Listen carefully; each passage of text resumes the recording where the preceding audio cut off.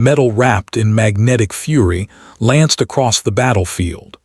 The Relic dreadnought it struck didn't shatter, it ceased to exist, atomized into debris scattered across kilometers. The aliens froze. Their entire doctrine, their centuries of progress, were ash compared to this. Terran ships moved like predators, not relics.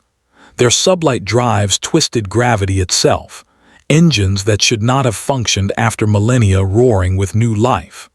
They outmaneuvered, outgunned, and outlasted every opponent, as if the galaxy's current fleets were nothing more than children holding toys. Impossible, one commander screamed before his vessel was torn in half. They should not, they cannot. But they did. The storm preserved. Word spread fast across the stars. Scouts, smugglers, terrified survivors all carried the same story. The Terran graveyards had risen. The ancient fleets weren't dead. They were preserved storms. Humanity had built them not for one war, not for one empire, but for eternity. The galaxy whispered, if these are their forgotten weapons, what do they still remember? Nations that had mocked the silence of Earth now quivered in its echo. The Dominion convened emergency councils. The Cathari sealed borders. The Relic Union, humiliated in defeat, begged its people to stay calm as riots spread across colonies. Because the truth was undeniable. Humans did not just build ships. They built legacies. They built fleets designed to sleep, to endure, to awaken when the galaxy least expected it. And now those fleets had stirred. The aftermath of awakening. In the weeks that followed, no one dared to approach the Terran formations. They patrolled in silence, engines burning like watchfires in the night. No messages of diplomacy. No explanations. Only the endless hum of readiness, as if they waited for a signal from masters long gone. Theories spread like wildfire. Some claimed humanity was never extinct, merely hidden, watching through the eyes of its machines. Others feared something worse, that these ships were only the first wave, the smallest fragment of arsenals scattered across forgotten sectors, ready to return at a moment's call. One phrase appeared again and again in hushed transmissions. If these are their relics, what does their arsenal look like when it's new? The galaxy shivered. Because the silence was broken, the ghosts had spoken, and every star seemed a little darker, knowing that humanity never truly vanished, it had only preserved the storm. For centuries, the galaxy told itself the same story. Humanity was finished. Extinct, gone. The archives of the Veil Dominion, the proudest of the surviving empires, recorded the final Terran wars as a spiral into ruin. They remembered Earth burning, colonies falling silent, and the last known human distress call fading into static 200 standard cycles ago. The Zorathi consulate had taught their younglings that humans were a warning, brilliant fire that burned too hot, too fast, and consumed itself. And the Krathan Union, whose fleets had once battled Terrans at the edges of Orion, assured their strategists that the human threat was forever over.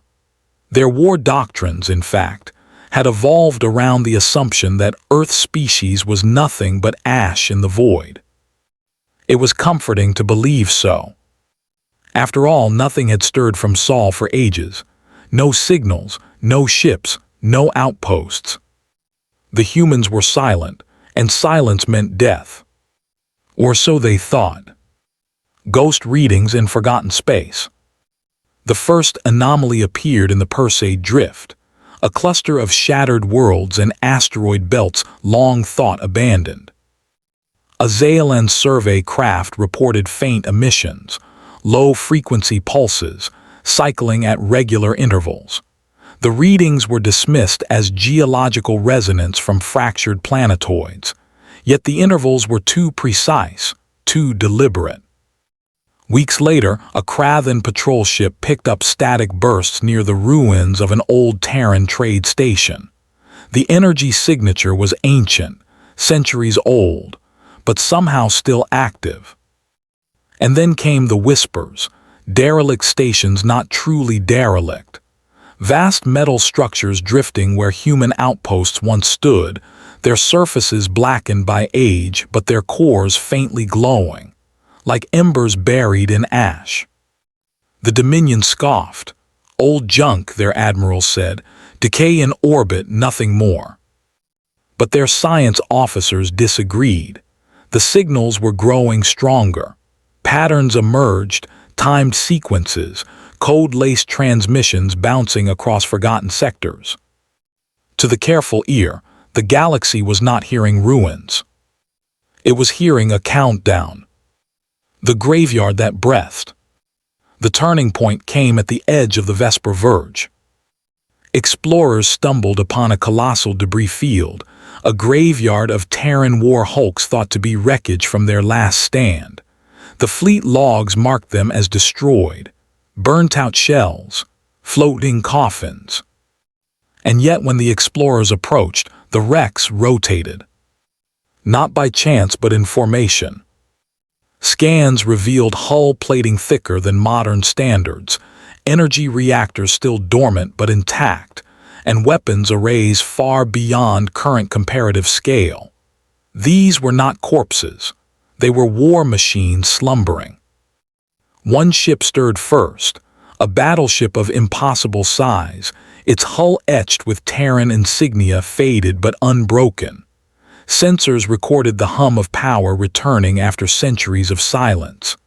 Engines, older than any living civilization, roared to life with a sound that rattled comms channels. Then the codes followed.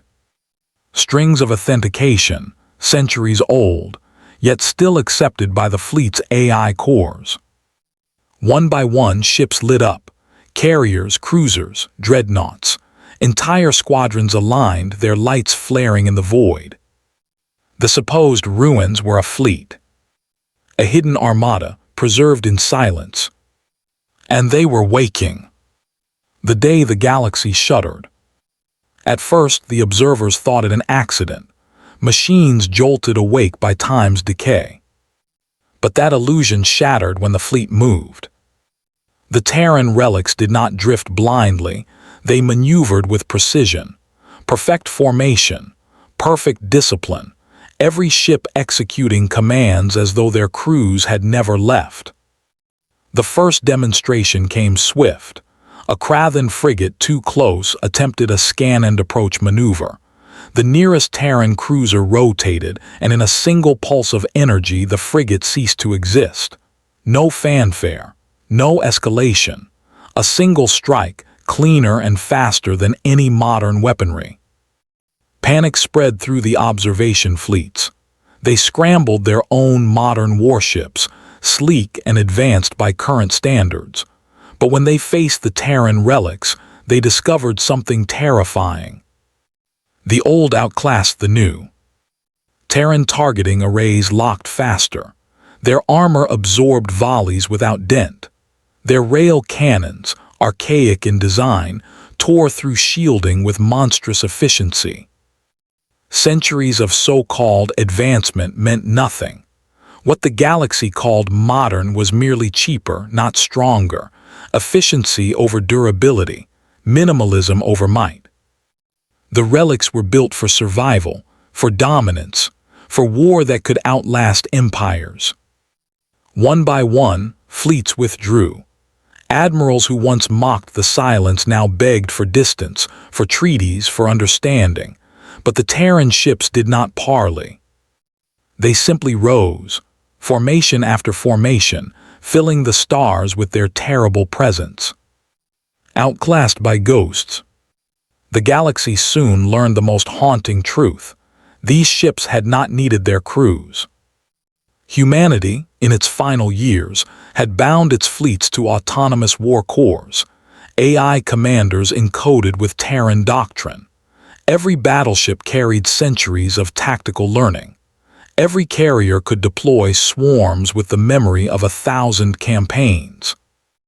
And those doctrines had not rusted. In simulations, Dominion fleets that once dominated the stars were dismantled in minutes. Zorathi strategists watched helplessly as Terran vessels outmaneuvered, outgunned, and outthought them at every turn. Modern fleets were made for skirmishes. Terran fleets were made for extinction wars. Against such machines, the galaxy's proudest navies were nothing but prey. The whispered aftermath. The great powers gathered in panic. The question was asked in every chamber. If this is what humanity left behind in ruins, what lies deeper? Because the relics of Vesper Verge were only one armada, old records hinted at dozens more shipyards across forgotten sectors. If even one more stirred, the balance of the galaxy would shatter. Whispers spread among traders and smugglers. Humans don't discard weapons, they bury them. They entomb storms in silence, waiting for the day the galaxy forgets, and then they return, sharper than ever. No one knew what woke the fleets. Was it a timer, a signal? Or were there still humans, hidden, waiting, watching their enemies panic as the ghosts of their navy rose to darken the stars? The galaxy shivered with the question. Because one thing was certain. Humanity was never gone. It was only waiting. Closing words. The archives must be rewritten. The silence was not the end of mankind, but the beginning of their long revenge. And across empires in hushed tones, the new doctrine spread like wildfire. Do not disturb Terran ruins. Do not approach forgotten fleets. Do not listen too closely to the silence of Earth. Because the silence is not empty. It is breathing. And when ancient relics power on, the galaxy learns terror anew. For centuries, the galaxy spoke of humanity as nothing more than a footnote, a people who rose quickly and burned out faster than any other. The archives of the great empires held records of Terrans, fierce, inventive, reckless, but also short-lived.